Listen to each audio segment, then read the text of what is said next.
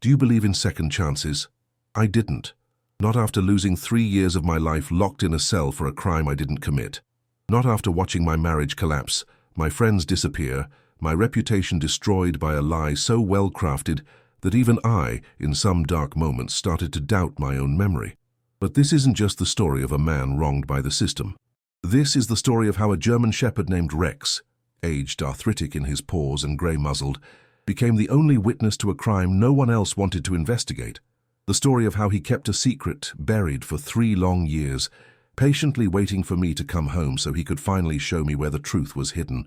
My name is Vita, and if you think you've already heard stories about a dog's loyalty, I promise, you've never heard anything like this. Because Rex didn't just love me when everyone else abandoned me. He saved me when even I had given up the fight. And this story begins on the day a prison gate opened, and I realized I was walking out into a world that didn't want me back. The gate opened with a metallic screech I would hear in my nightmares for months to come. 3 years, 1,095 days behind that same gate, and now it opened for me like the mouth of an animal spitting out something it couldn't digest. The March sun hit my eyes like blades. I blinked, tried to shield myself with my hand, but the light pierced through anyway. 3 years seeing the world through bars, dirty windows, yards surrounded by 5-meter walls. Now there was open sky, too much sky, and I no longer knew what to do with so much freedom. I looked around. No one. Not even Clara, my sister, who had promised to be there. Not Mariana, though I hadn't expected her. She stopped answering my calls in the 8th month. The divorce papers arrived in the 10th. I took a deep breath and the air tasted like parole. Incomplete, watched, provisional. I remembered the day I went in. The sentence still echoed in my skull as they took me away in handcuffs for the first time. Judge Mendonça, with that voice tired from condemning people, banging the gavel. Aggravated homicide. 15 years. My lawyer lowered his head. I couldn't. I stared at the ceiling of the courtroom, searching for cracks. Anything to pull me out of that room where my life ended. Guilty. The word didn't come alone. It was joined by the prosecutor's disdainful look, the whispers in the seats behind me, the sigh of relief from someone who finally saw justice done. Only it wasn't justice. Justice would be me not being there. I didn't kill Rodrigo Santos. I repeated that so many times the words lost all meaning. To the judge, to the police officers, to Mariana the last time she visited, with that look that said, "I want to believe you, but the evidence," to the prison psychologist, who scribbled in his notebook and nodded as if he understood, but deep down was just following protocol. No one believed me. The evidence was too solid. My car, a 2015 silver Corsa, caught on camera leaving the crime scene. My fingerprints on the weapon. And worst of all, Detective Carvalho's testimony. 25 years on the force, 3 commendations, a local hero. He swore hand on the Bible that he saw me leaving the alley with blood-stained clothes. His word against mine, and his was worth gold. I walked along the cracked sidewalk, my legs strangely light without the handcuffs I'd worn for 3 years on every transfer. I caught the bus. The little money Clara had sent for my release barely covered the fare and a sandwich. I sat in the back where I always sat, where people like me learned to sit, invisible, quiet, not bothering anyone. The world had gone on. The streets were different, with new signs, stores that hadn't existed before. People laughed at bus stops, stared at their phones, lived normal lives. I was a ghost moving through it all, a shadow that shouldn't be there. But there was one thing waiting for me, one thing only: Rex, my German shepherd, whom Clara had cared for since my arrest. The thought of him was the only flame that hadn't gone out during those 3 years. When the darkness pressed too hard, when the solitude of the cell became unbearable, I closed my eyes and saw Rex. His black muzzle, his ever-alert ears, the way he looked at me as if I were the only thing that mattered in the universe. "He hasn't forgotten you," Clara would say on our monthly calls. "Every time someone opens the door, he runs thinking it's you." That broke me and rebuilt me at the same time. I didn't know that day that the truth had been buried for 3 years in the backyard of my own house, and that only he knew where. The night my life ended began like any other. It was March 14th, 2022, an ordinary Tuesday. I was working late at the print shop where I had been production manager for 7 years. I remember the smell of fresh ink, the rhythmic sound of the machines, how I triple-checked the print order before leaving. It was 11:17 p.m. when I locked the gate. I know that because the church tower clock struck 11 times as I got on the bus. My car had been stolen 10 days earlier, a silver Corsa I had parked in front of my house, and that disappeared during the night. I filed a police report, called the insurance, got the case number. Just a matter of time until it turned up stripped in some junkyard, the officer said, in that tone of someone who had seen the story 1,000 times. I got home at 12:15 a.m. Mariana was already asleep. Rex greeted me at the door, wagging his tail, pushing his muzzle into my hand. I took a shower, ate the plate of food she had left in the fridge, and went to sleep. At 5:43 a.m., the front door almost came off its hinges. "Police! Open the door!" Mariana woke up screaming. Rex barked furiously. I jumped up disoriented, not understanding anything, and when I opened the door, there were 6 armed police officers, bulletproof vests, flashlights blinding my still swollen eyes from sleep. "Vitor Henrique dos Santos? That's me, what?" I didn't finish the sentence. They threw me to the ground, a knee pressed into my back, handcuffs cutting into my wrists. Mariana was crying in the living room. Rex growled until one of the officers shouted for someone to control that dog. "You are under arrest for the homicide of Rodrigo Santos," said the older officer. The one I later learned was Detective Carvalho. "You have the right to remain silent, though it won't do you much good. We have everything. Homicide, Rodrigo Santos. I didn't know anyone by that name. At the precinct, I understood.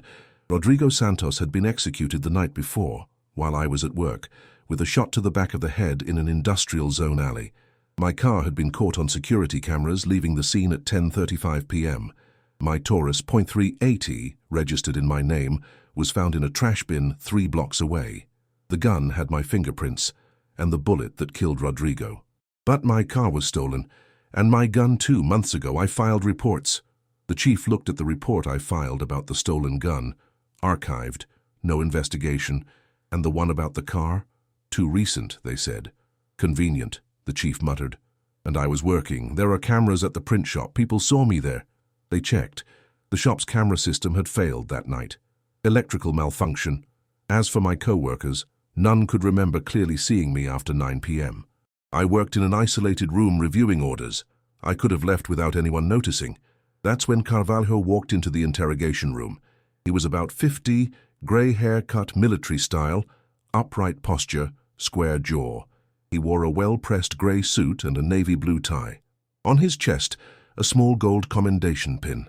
His eyes were brown, empty of emotion. "I saw you," he said, sitting across from me, leaving the alley, clothes stained with blood. "You threw something down a storm drain and ran to the car." "That's a lie. I wasn't there." "You were. I saw you with my own eyes. I was patrolling when I noticed suspicious movement. I tried to approach you, but you fled."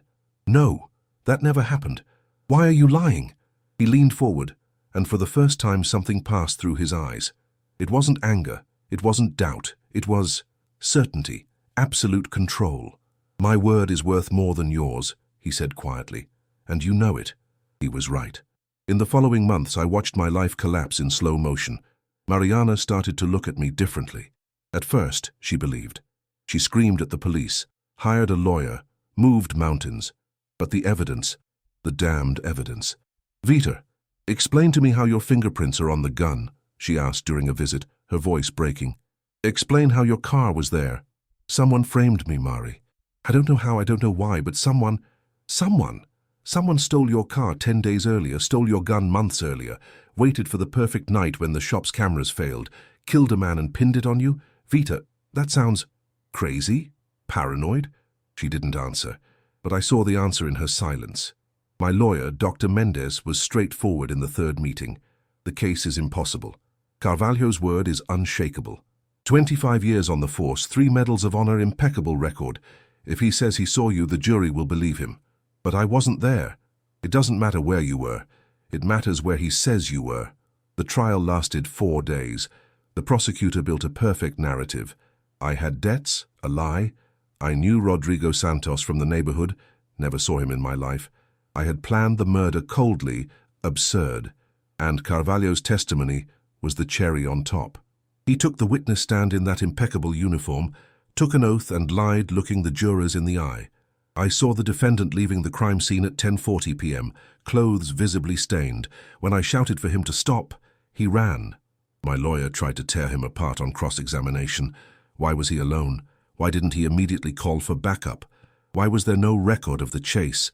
Carvalho had an answer for everything, every gap closed, every doubt erased.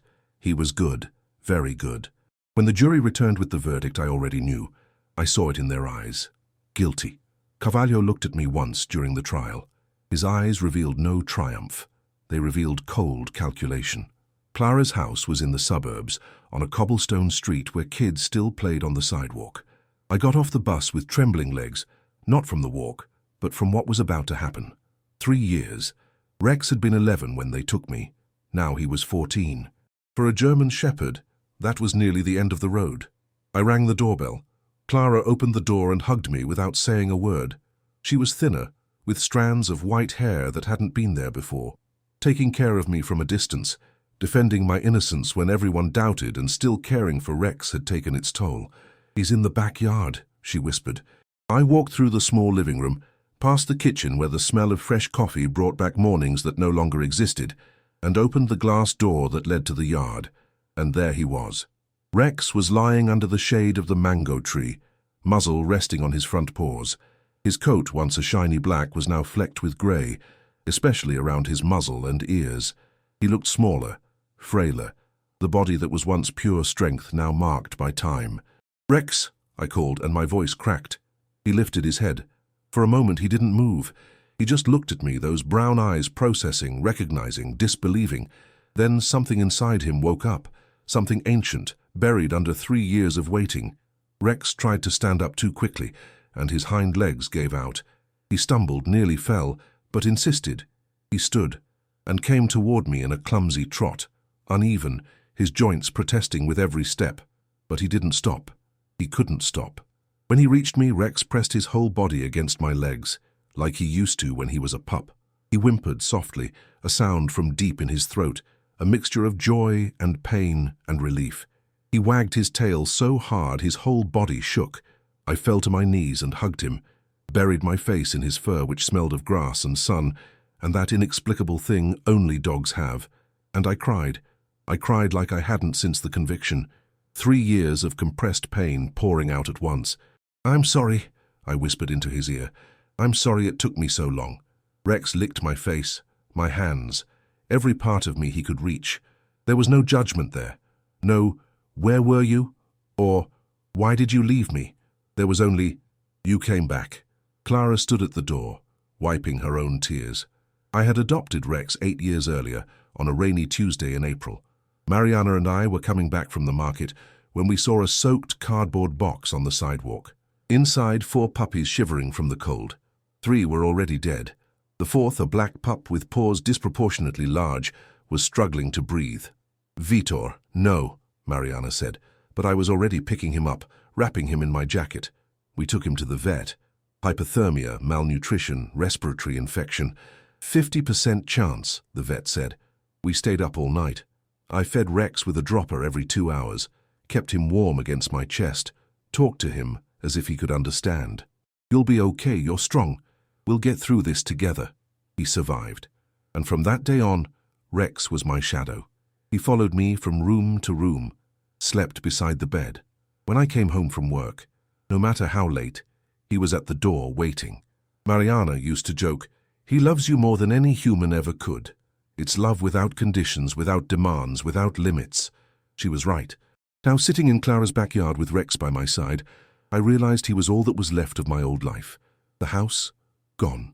The marriage, destroyed. The job, non-existent. The friends, disappeared when the criminal record showed up. But Rex was there, aged, aching but present. "You can stay here as long as you need," Clara said, bringing a cup of coffee. "But I know you want your house back." The house, my old house, where it all began. It had stood empty for 3 years, seized by the bank, but Clara had negotiated. With parole and a promise of payments in installments, I could go back. "I'll go back," I replied, stroking Rex's head. "We'll go back." 3 days later, Clara drove us there. The house was exactly as I remembered, only worse. Peeling paint, yard overgrown with weeds, rusty gate. As if abandonment had taken form in wood and concrete, Rex got out of the car slowly, sniffing the air. He knew that place. It was our place. We opened the front door. Smell of mold and dust, furniture covered with white sheets like ghosts, but it was ours. "Will you be okay?" Clara asked, worried. "We will," I answered, and it wasn't a lie. But from the very first day, I noticed something strange about Rex. He would spend hours standing in the backyard, staring at a specific spot under the jabuticaba tree. He sniffed the air intensely, nostrils flaring, body tense. Sometimes he whimpered softly, an anxious sound as if trying to tell me something I couldn't understand. "What is it, boy?" I asked, but he just looked at me and went back to that spot. Rex had been acting strangely ever since we returned to the old house. He sniffed the air, stared fixedly at the yard, as if he were searching for something only he could see. It was on a Sunday. I remember because the church bells rang in the distance, and I thought about how Sundays used to mean peace. Now they only meant another day trying to rebuild a life that maybe couldn't be rebuilt. The sun was low, that golden late afternoon light that makes shadows stretch long across the ground. I was on the porch trying to fix a broken chair when I heard it, the sound of earth being scratched. I looked toward the yard. Rex was under the jabuticaba tree, always that damned spot. But this time he wasn't just watching, he was digging, slowly at first, his front paws pushing at the dry dirt, methodical. But then something changed. He sped up. His paws moved frantically, flinging dirt backward, his muzzle plunging into the hole that was forming. "Rex, what the hell are you doing?" He stopped, looked at me, and what I saw in those eyes froze me. It wasn't the innocent joy of a dog digging for fun. It was urgency. It was purpose. He whimpered low, then went back to digging even faster, claws scratching, scratching, scratching. "Rex, stop!" But he didn't stop. He dug with a determination that bordered on desperation, as if his life depended on it. Every now and then he paused, looked at me, whimpered, then went back to digging. A silent plea. "Help me." Something in me gave in. I went inside, grabbed an old shovel from the basement and came back. "All right, boy, let's dig." I started where Rex had started. The ground was hard, compacted by 3 years of neglect. Rex stepped back a little, panting, but stayed there, watching every shovelful, every inch of progress. I dug for an hour, then 2. The sun sank on the horizon, painting the sky orange and pink, and I kept going. My hands blistered, my shirt stuck to my body with sweat, but something inside me knew, I don't know how, but I knew, that something was there. 3 feet down, the shovel hit something solid. Metal. My heart raced. I cleared the dirt with my bare hands, my fingernails tearing, bleeding at the edges, and exposed a rusty metal box, the size of a shoebox. It had a padlock, but the rust had weakened it. One strike with the shovel, and it snapped. Rex came closer, sniffed the box, and sat, waiting. I took a deep breath and opened it. The world stopped. Inside the box, a 9mm Glock pistol that definitely wasn't mine. Next to it, a sealed plastic envelope containing photographs. My hands trembled as I pulled them out. The first photo, Carvalho and Rodrigo Santos sitting at a bar table. Carvalho handing over an envelope, Rodrigo counting money. The second, the two in a tense conversation, Rodrigo pointing a finger at Carvalho. The third, Rodrigo entering a police station, a paper in hand. Date in the corner, March 13th, 2022. 1 day before the murder, documents, pages and pages printed, financial spreadsheets, names, amounts, dates. A detailed network of corruption, bribes, extortion, planted evidence, and Carvalho's name appeared dozens of times. Rodrigo Santos was listed as informant, high risk. At the bottom of the box, a flash drive in a plastic bag with a label, insurance, copies exist. My hands shook so badly I almost dropped everything. Rodrigo Santos wasn't a random victim. He was an informant. He had proof against Carvalho, against an entire network of corrupt cops. And when he threatened to expose it all, Carvalho eliminated him and used me as the scapegoat. Now it all made sense. A terrible, perfect, nauseating sense. The theft of my car 10 days earlier, not chance. Planning. Carvalho or someone in the network stole it, used it in the murder, knowing I had filed a police report but that nothing would be seriously investigated. My gun, stolen months earlier in a break-in that was never solved. Now I understood. Carvalho planted my fingerprints on it. Easy. A friendly visit, a strategic handshake, any excuse to collect my prints. The malfunction of the print shop cameras that very night, the convenient electrical failure, Carvalho's unshakable eyewitness testimony, sworn under God. I wasn't guilty. I was the perfect frame-up, too solitary to have a strong alibi, too ordinary to raise suspicion, too disposable for anyone to fight too hard for my innocence. I sat on the ground, the box in my lap, and looked at Rex. He watched me with those tired eyes, grey muzzle, paws dirty with earth, and suddenly I understood. "You saw," I whispered. "You saw him bury this, didn't you?" Rex tilted his head, took a step forward, and placed his paw on my leg. That night, 3 years ago, while I was at work and my life was being destroyed in an industrial alley, Carvalho came into my yard. He chose the spot where he would bury not only the evidence of his guilt, but also my conviction. And Rex from the window or the yard saw everything. A dog, a silent witness, who kept the secret for 3 years until I came home. I grabbed my phone with still trembling hands. I had to photograph everything, document every page, every photo, every detail before taking it to the district attorney's office. But one question pounded in my mind as the sun finally set, leaving the yard in darkness. How did Rex know? How did he remember 3 years later the exact spot where Carvalho had buried his guilt? I spent the night awake, the metal box open on the kitchen table, its contents spread out like pieces of a macabre puzzle that finally made sense. But one piece still didn't fully fit. Rex. How did he know? I closed my eyes and tried to reconstruct that night. March 14th, 2022, Tuesday. I was at the print shop late, checking orders, oblivious to the fact that my life was being destroyed miles away. Rodrigo Santos was executed at 10:35 p.m. with my car, my gun, my conviction sealed before his body even cooled. But what about Rex? Where was Rex? At home. Alone. Mariana had gone out earlier that day to have dinner with her friends. I remember because she called me, complaining that I always worked late. "At least Rex keeps you company," she said. Only that night, Rex was alone. I imagined the scene as if I were watching from outside my own body, the house dark, only the kitchen light on, Rex lying in the living room, probably near the window that faced the yard, his favorite place to guard the territory. He was 8 then, in his prime, senses sharp. Around midnight, maybe a little later, a car stops on the street. No headlights. Rex raises his ears. Someone jumps the side gate, low, easy to climb. Footsteps in the yard. Rex barks. Deep, loud, the warning bark he saved for strangers. But whoever it is doesn't leave. The intruder knows dogs, maybe even throws something. Poisoned food, a toy, anything to distract him. But Rex isn't just any dog. He doesn't eat from strangers. So he only watches, tense, alert. The man, Carvalho, though I didn't know it at the time, goes straight to the jabuticaba tree. Doesn't hesitate. He's already chosen the spot.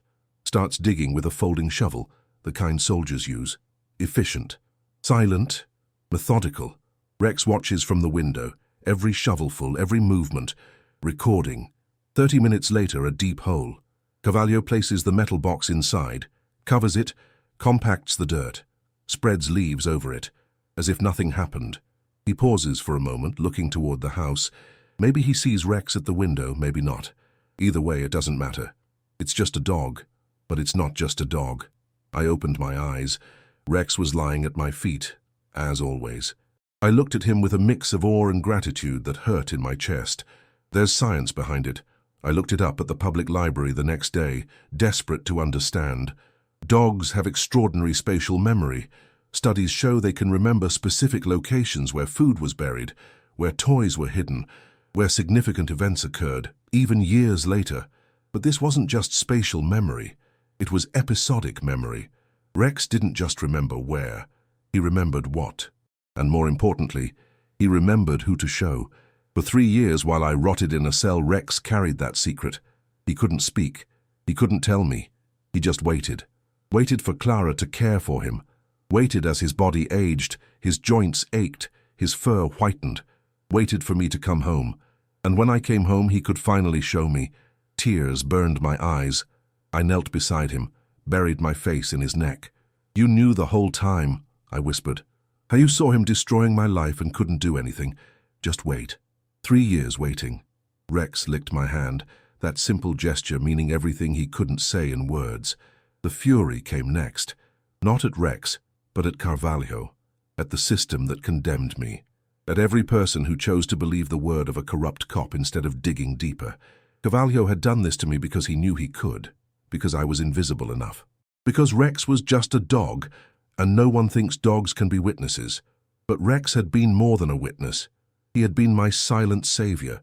I looked again at the box on the table, the evidence that would change everything.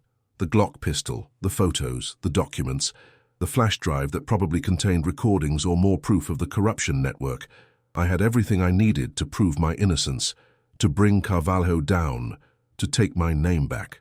But handing over that evidence meant exposing one of the most powerful police officers in the city, a decorated, respected man with 25 years on the force behind him, a man who had already killed once to protect his secrets and framed another to cover the crime. And Carvalho wouldn't give up his secret without a fight. On Monday morning, I took everything to the district attorney's office. The box, the photos, the documents, the flash drive. Every piece of the truth carefully photographed and stored on my phone before I left home. A backup in case something happened to me. The prosecutor who received me was young, maybe 30, her hair tied in a severe bun. When I spread the contents of the box across her desk, her eyes widened. "Where did you get this?" "In my backyard, buried for 3 years." She picked up the photos of Carvalho with Rodrigo Santos, examined the documents, her expression growing darker with every page. "Do you understand the gravity of what you're showing me? These are accusations against a decorated veteran detective who framed me for a murder he committed." I cut her off. "I spent 3 years in prison for a crime I didn't commit, and now I have the proof." She was silent for a long moment, then picked up the phone. "I'll need the flash drive, and you'll need to give a formal statement. Complete, every detail." I spent 6 hours in that building. I told them everything, from the day of my arrest to the moment Rex dug in the yard. They made copies of everything, sealed in evidence bags, officially filed. "We'll investigate discreetly," the prosecutor said. "If Carvalho suspects anything before we're ready, he could flee or destroy other evidence. You cannot tell anyone about this, understand?" "No one," I agreed. But Carvalho was clever, far cleverer than I imagined. 3 days later, on a Thursday night, he showed up at my door. He wasn't in uniform. He wore dark jeans and a leather jacket. No badge, no gun in sight, at least not visibly, but the threat radiated off him like heat from asphalt in summer. "Vita," he said, and my name in his mouth sounded like a death sentence. "Can we talk?" Rex was by my side. Immediately his ears went back, the fur on his neck bristled, a low, steady growl vibrating in his throat. He positioned himself between me and Carvalho, body tense, ready. "We have nothing to talk about," I said, my voice steadier than I felt. Carvalho smiled. It wasn't friendly. It was the smile of a predator that had cornered its prey. "I think we do. I've heard rumors you've been visiting the district attorney's office, bringing interesting things." My blood froze. How did he know? Did he have informants there too? "Understand this," he continued, stepping forward. Rex growled louder, and Carvalho stopped. "No one will believe you. You're an ex-convict, a murderer. I'm a decorated hero. Even if you found something, and I'm not saying you did, my word still carries more weight than yours. Not when I have physical evidence, photos, documents, recordings." Something flickered in his eyes. Fear. Brief, but it was there. Evidence can disappear. Accidents happen. Houses catch fire. Ex-cons on parole violate terms and go back to prison. He leaned slightly closer. "And sisters who care for dogs can suffer misfortunes. Clara." He was threatening Clara. Rage exploded inside me. "If you lay a finger on her, you'll what? Arrest me? Kill me?"